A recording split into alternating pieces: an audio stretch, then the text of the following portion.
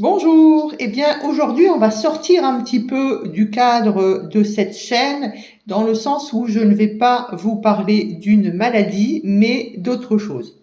Je rappelle pour les personnes qui arrivent en cours de route que cette chaîne elle existe depuis 2011, que je suis une scientifique au départ qui travaille aujourd'hui dans la santé dite naturelle et que j'exerce en cabinet depuis 15 ans.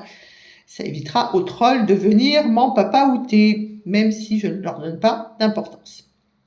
Alors, l'idée, ça va être aujourd'hui de vous parler d'un principe actif. Un principe actif que je trouve fascinant et que j'utilise de plus en plus, mais plutôt sur le 3e rendez-vous, jamais en première intention, sauf si vraiment, vous allez voir, puisque certains de mes consultants sont derrière cette vidéo, enfin en tout cas derrière leur écran, ils sont en train de regarder cette vidéo. Chez certaines personnes, quand il y a des indications bien claires, je vais l'utiliser en première intention, mais en général, je la prends pour après. Voilà. Une fois que je connais vraiment bien le terrain de la personne et que je vois comment vous réagissez, et vous allez comprendre pourquoi je vous dis ça. Donc l'idée, c'est de vous parler donc d'un principe actif, un principe actif qui est, je l'ai découvert en préparant la vidéo, ultra étudié. Rien qu'en 2025, il y a plus de 150 études sur les publications médicales. Vous savez que je ne vais pas regarder que les publications médicales, mais en tout cas, il n'y en a rien que 150 dedans.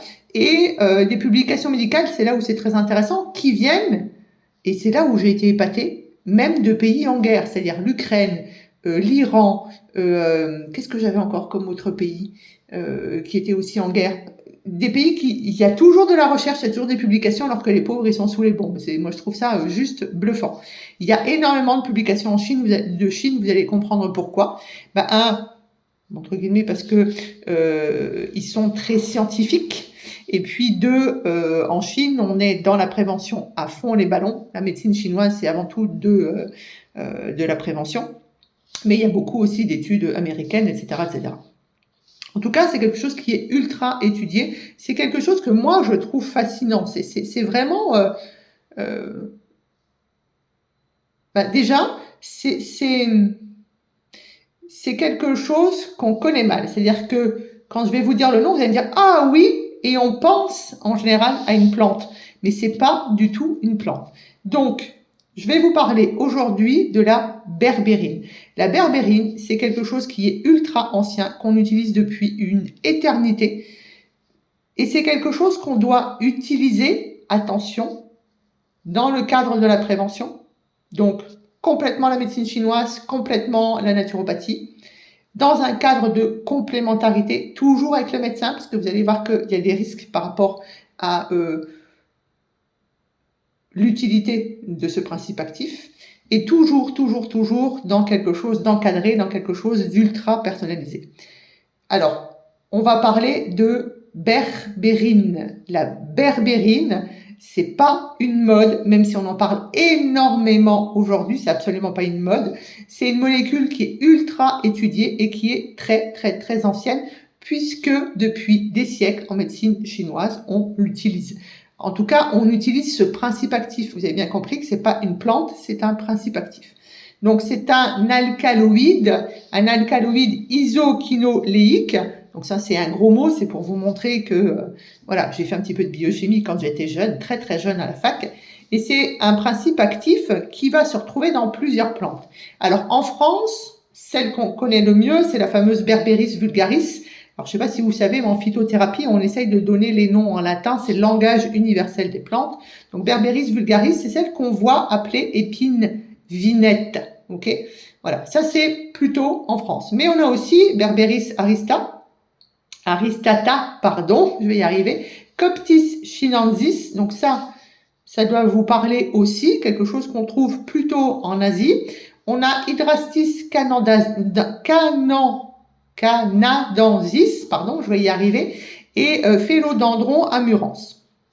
Donc ça, c'est plusieurs plantes qui contiennent le principe actif dont on va parler, la fameuse berbérine. Et la berbérine, c'est plutôt facile à repérer comme principe actif parce qu'en fait, c'est jaune fluo. C'est sa signature biochimique, en fait, la couleur jaune fluo.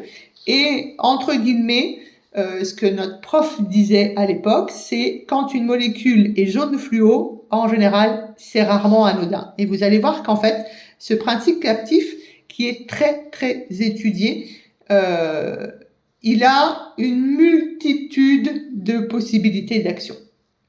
Donc, c'est quelque chose que l'on utilise depuis des centaines d'années, qui fait partie intégrale de la pharmacopée chinoise. C'est pour ça, en fait, que je voulais vous en parler, parce que vous savez que ma deuxième casquette, c'est aussi médecin traditionnel chinois.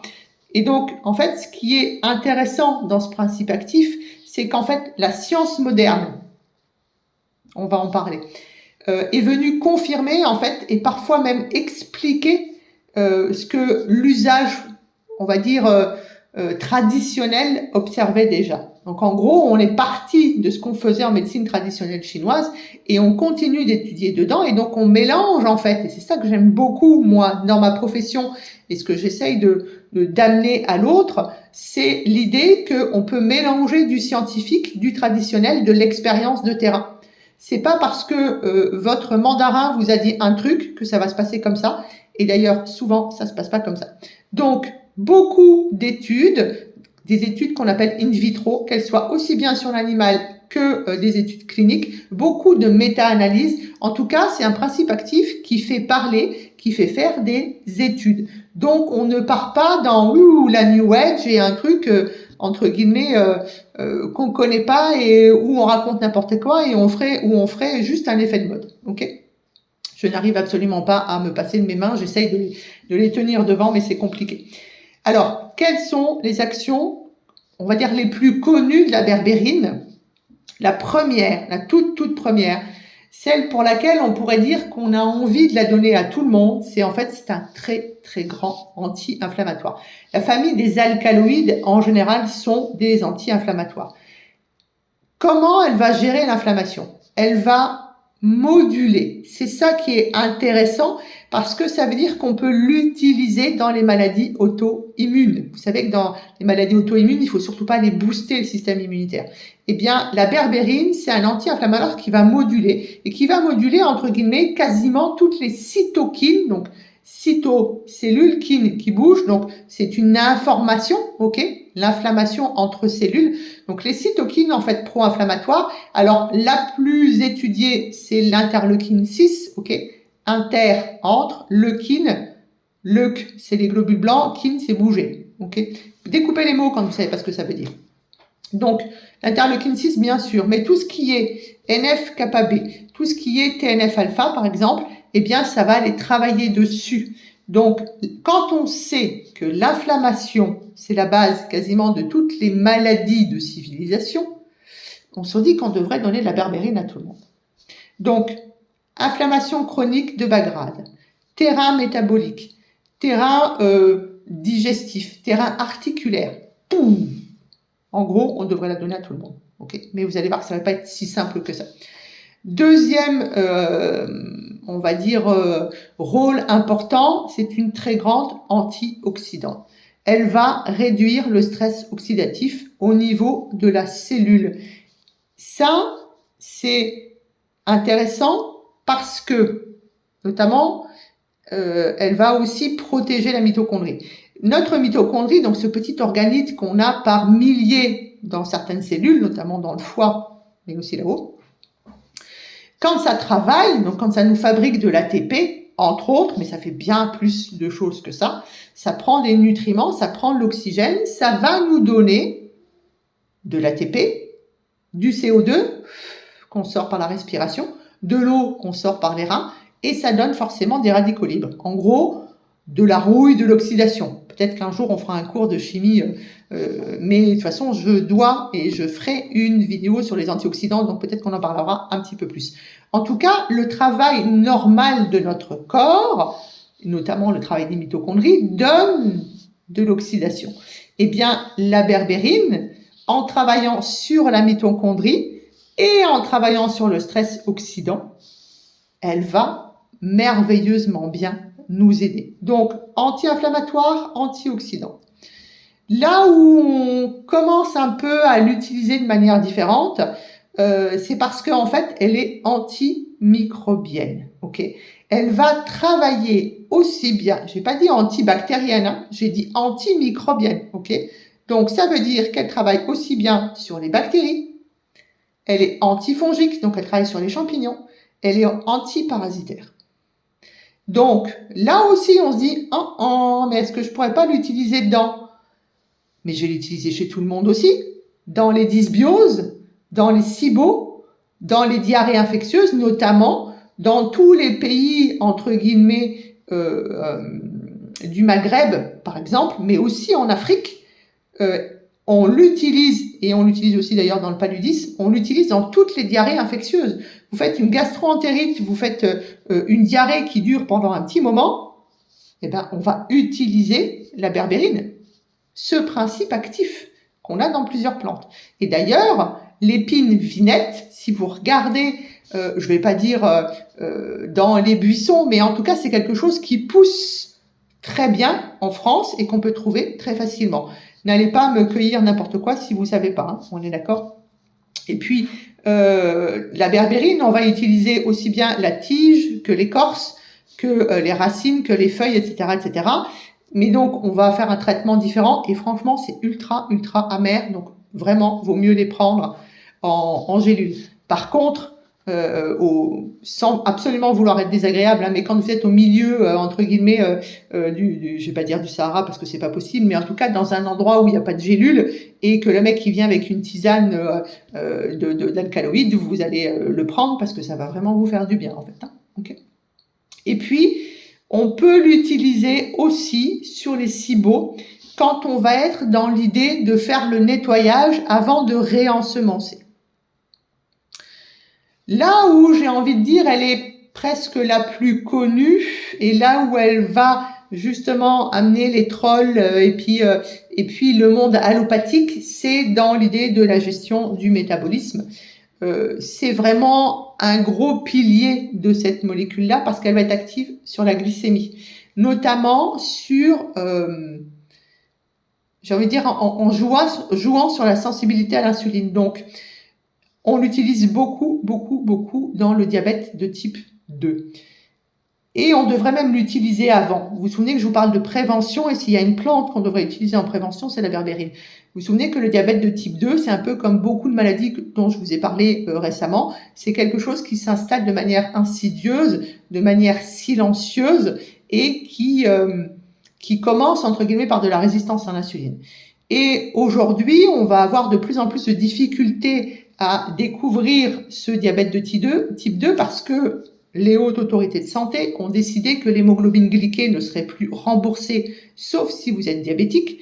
Donc, on va juger, entre guillemets, votre sensibilité à l'insuline, votre, entre guillemets, risque de résistance à l'insuline, votre risque de faire un diabète, etc., etc., juste sur la glycémie. Donc, ça va être compliqué, tout ça.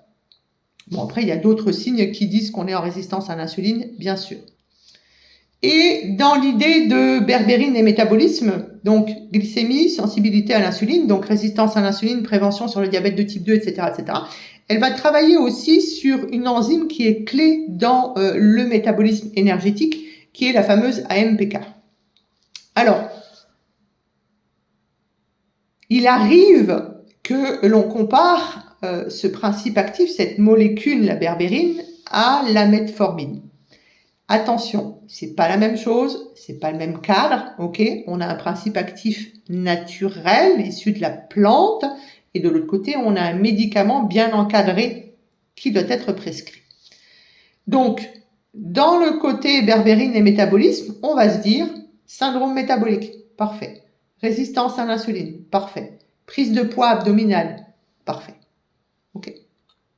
Alors, dans l'idée de la berbérine fait perdre du poids, non, ça marche pas comme ça. Ok. Je vous l'ai déjà dit sur la perte de poids, c'est pas que l'alimentation d'un côté, que le sommeil d'un côté, que la prise de compléments alimentaires d'un côté, que l'activité physique d'un côté, que la gestion du stress d'un côté. C'est tout qui fera que. C'est pas en prenant de la berbérine que vous allez perdre du poids. Ok, ça va gérer votre cholestérol, et il y a un lien très étroit entre cholestérol et insuline. Peut-être qu'un jour on en parlera ou pas, on verra. En tout cas, c'est deux choses qui sont très très liées. Ok. Il y a une gestion de vos triglycérides, etc., etc.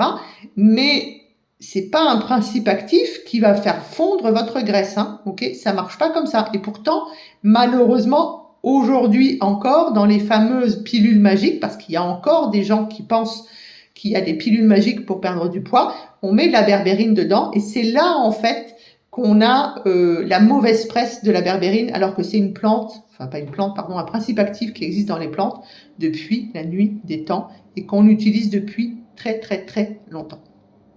Alors, il y a des actions qu'on connaît un petit peu moins au niveau de la berbérine. En tout cas, on ne va pas forcément l'utiliser en première intention pour ça. C'est son action sur l'os. Voilà. Moi, c'est quelque chose que je vais conseiller par cure au moment de la ménopause. Pourquoi ? Dans l'os, vous avez des cellules qui vont bâtir l'os et des cellules qui vont casser l'os. C'est parce qu'on casse l'os qu'on peut bâtir. C'est parce qu'il y a des cellules qui sont là pour bâtir qu'on peut casser. Okay ? Les deux sont étroitement liés et on a besoin d'un équilibre. Et on sait qu'il faut 100 fois plus de bâtisseurs que de casseurs. Okay ? Quand on va grandir, parce que j'aime pas le terme vieillir, donc plus on grandit, plus on perd de bâtisseurs et, entre guillemets, je vais pas dire plus on a de casseurs, mais le nombre, là où on avait déjà besoin d'être comme ça, ben, le nombre va faire ça en fait. Et donc vous allez plus casser d'os. D'où l'idée de l'ostéopénie, l'idée de l'ostéoporose. Eh bien, la berbérine, ça va être une stimulante des bâtisseurs, les ostéoblastes. Et elle va freiner l'activité des ostéoclastes. Et donc ça, c'est ultra intéressant, que ce soit après une fracture, après un accident de la voie publique, après, entre guillemets, j'ai envie de dire, sur un terrain inflammatoire, polyarthrite rhumatoïde, etc., etc. Évidemment, au moment de la ménopause, et j'ai envie de dire jusqu'à notre mort, de faire des cures régulièrement, c'est vraiment le principe actif qui est très intéressant pour la prévention de la perte osseuse. Donc, ce que je vous montre là, c'est qu'en fait, l'os, c'est pas qu'une structure minérale, ok, c'est pas que du calcium et du magnésium, c'est un tissu vivant dans lequel il y a des cellules, ostéoblastes, ostéoclastes, ostéocytes, mais dans lequel on a aussi du collagène, de l'élastine, etc. Et si on n'a pas ça, ben les sels minéraux se mettent pas dessus, ok. Donc le tissu vivant qui est l'os, c'est quelque chose qui va être sensible à l'inflammation, sensible à votre métabolisme, sensible au fait que vous ayez ou pas une activité physique, que vous ayez ou pas, entre guillemets, une bonne musculation. Et d'ailleurs, la prochaine vidéo, ça sera sur les muscles. Je vais vous parler beaucoup des muscles. Donc, quelque chose qu'on connaît beaucoup, beaucoup, beaucoup moins, c'est la berbérine dans l'intérêt du terrain osseux. Alors, je veux absolument vous dire qu'il y a des précautions à prendre, qu'il y a des contre-indications, que en gros, sur ce principe actif-là, il y a un bon sens clinique. On ne fait pas n'importe quoi avec la berbérine. En gros, vous avez fini cette vidéo, vous ne foncez pas acheter de la berbérine. D'ailleurs, on fait très attention à la qualité de la berbérine, puisque là aussi, à la qualité le pourcentage de principe actif qu'il y a dans chaque gélule, parce que ça peut être n'importe quoi aussi. Ok ? Donc, si vous êtes diabétique et que vous prenez un traitement diabétique, ok, alors oral type, entre guillemets, metformine, on ne prend pas de berbérine avec la metformine parce qu'il y a un risque très important, c'est que vous fassiez une hypoglycémie. Ok. Donc, où vous avez un capteur de glycémie, où vous prenez votre glycémie régulièrement et où votre médecin est d'accord, et dans ces cas-là, vous pourrez prendre de la berbérine, mais vous ne prenez pas ces gélules de berbérine seules. Ok. On fait aussi attention si on prend d'autres médicaments, notamment les anticoagulants, parce que la berbérine, comme c'est anti-inflammatoire, ça va naturellement fluidifier votre sang. C'est aussi antioxydant. Donc le sang est beaucoup plus fluide.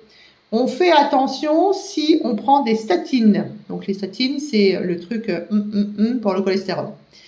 Et on fait attention s'il y en a des problèmes au niveau du foie, parce que la berbérine, elle sera entre guillemets prise en charge par l'énorme famille des cytochromes P450. Et donc, si vous avez un foie qui marche pas correctement, ou si vous prenez des médicaments pour votre foie, la berbérine, ça sera vraiment que sur conseil, si vraiment. En tout cas, ce qu'il y a de sûr, c'est qu'on ne prend pas de berbérine quand on est enceinte, on ne prend pas de berbérine quand on allait. Ça, c'est la base. Souvenez-vous que principe actif naturel ne veut pas dire que c'est anodin. Okay, on peut faire des catastrophes avec les plantes. Et notamment, en ce moment, j'ai beaucoup de catastrophes avec les huiles essentielles. Les gens font n'importe quoi avec les huiles essentielles. Ils les mettent sur des muqueuses et après, ils sont brûlés dans des trous. Bon, passons. En tout cas, c'est quelque chose que j'affectionne, que j'utilise, je vais dire, de plus en plus, mais toujours à bon escient, parce que c'est une molécule qui est ultra ancienne. Je vous dis, les Chinois, ils utilisent ça depuis une éternité. D'ailleurs, les peuples d'Afrique aussi. C'est quelque chose qui est très étudié, mais c'est aussi quelque chose qui est très puissant. Donc, bien l'utiliser, bien l'indiquer, la berbérine, c'est un outil qui est franchement remarquable. Mais attention, c'est toujours dans une approche globale et ultra personnalisée. Donc ça veut donc dire qu'il faut un accompagnement, qu'il faut un bilan individualisé et qu'il faudrait plutôt faire de la prévention que de faire de, entre guillemets, la réparation. Ok ? Donc voilà ce que je voulais vous dire sur la berbérine. Vous pouvez aller chercher, il y a plein de vidéos dessus, etc., etc. C'est vraiment un principe actif qui est super. Il y a des laboratoires qui disent qu'il serait souhaitable que ce principe actif soit associé avec du chardon-marie. Parce que justement, par rapport à l'utilisation, entre guillemets, des cytochromes P450 sur aussi la détox du foie. Notamment, elle va travailler sur la méthylation, la glucuronidation et la sulfuration. Il faut qu'on ait un foie qui marche bien et il y a des laboratoires qui mettent la berbérine avec le chardon-marie. J'ai envie de dire, ça me semble logique. Par contre, on n'a aucun écrit scientifique qui prouve le besoin, voire l'efficacité de mettre du chardon-marie avec de la berbérine. Ok ? Donc, super principe actif, beaucoup d'indications, très scientifiquement prouvé. Mais attention, et notamment attention, c'est pas quelque chose qu'on prend pour perdre du poids, c'est pas quelque chose qu'on prend pour continuer à manger n'importe comment, ok ? Et c'est quelque chose qu'on peut prendre notamment, c'est vrai que je ne vous l'ai pas dit ça, mais qu'on peut prendre aussi dans, on va dire, les problèmes de neurodégénérescence, parce que c'est une molécule, une grosse molécule, et qui passe la barrière hémato-encéphalique, et notamment les dernières recherches qui sont très intéressantes, c'est sur Alzheimer et Parkinson. Et quand on sait que dans ces maladies-là, on a un microbiote qui n'est pas du tout équilibré, et que notamment certains médecins fonctionnels, les vrais médecins fonctionnels, hein, d'accord, ceux qui ont de la bouteille, qui ont vraiment fait des études, hein, pas ceux qui ont décidé juste d'être en secteur 3 et de prendre 300 € par vidéo, par consultation, pardon, excusez-moi. Ils utilisent la berbérine souvent dans les gros problèmes de dysbiose et ils vont faire en fait une dose très forte sur 5 jours. Et ça peut donner évidemment des effets secondaires parce que comme c'est quelque chose qui va bien nettoyer votre tube digestif, vous allez pouvoir ballonner, péter, avoir des nausées, aller faire caca plusieurs fois par jour, etc., etc. En tout cas, ça a une action relativement importante et relativement forte, surtout si on la prend de cette manière-là sur 5 jours avec une dose un peu élevée. Hein. Ça peut faire ce qu'on appelle des crises curatives, ça c'est normal, mais ça on peut le faire que si on est encadré. Et ce que je veux dire, c'est que si c'est capable d'avoir cet effet-là sur tout votre tube digestif, et que c'est une molécule qui est grosse et qui peut passer la barrière hémato-encéphalique, ça peut être anti-inflammatoire, antioxydant, antimicrobien aussi au niveau de votre cerveau. Et les dernières études qui ont été publiées, là aussi qui viennent de Chine, montrent des effets très intéressants sur ce qu'on appelle les problèmes neurodégénératifs. Voilà, J'espère que vous en savez plus sur la berbérine. Vous vous souvenez, une chaîne, entre guillemets, de vulgarisation de l'anatomie, de la physiologie, des pathologies, des principes actifs, en tout cas aussi de tout ce qui vous bouscule un petit peu et sur lequel vous avez envie d'avoir plus d'informations. Toujours une base scientifique, toujours. Hein, je ne sors pas une information comme ça de mon ciboulot. Et jamais à la place du médecin. Ça, c'est quelque chose qui doit être très clair dans votre tête. Je me dégage de tout ce que vous pourriez faire n'importe comment, juste parce que vous avez écouté ma vidéo. Ça veut dire que vous n'avez rien compris à la base de ma chaîne YouTube qui existe quand même, malgré tout, depuis 2011. Voilà, c'était pour un très bel alcaloïde. Vous savez que dans le corps, on est fabriqué de C, donc de carbone, de H d'hydrogène et O d'oxygène. Et la molécule, entre guillemets, cet alcaloïde de berbérine, c'est une très très grosse molécule avec au moins 26 carbone, à peu près 19 hydrogène, et puis il y a un tout petit peu d'oxygène, et il y a même un tout petit peu d'azote si mes souvenirs sont bons. Ça, c'était juste pour montrer que j'avais fait à un moment dans ma vie un petit peu de biochimie. En tout cas, c'est un principe actif que j'aime beaucoup, que j'utilise de plus en plus. Attention à la qualité du complément alimentaire que vous achetez. Attention si vous prenez des médicaments. Attention si vous êtes déjà en résistance à l'insuline, si jamais vous avez un SIBO, etc., etc. De toute façon, moi, je vous conseille de toujours faire après avoir rencontré quelqu'un qui est formé, quelqu'un qui est vraiment formé. À bientôt pour une autre vidéo, normalement sur la nutrition.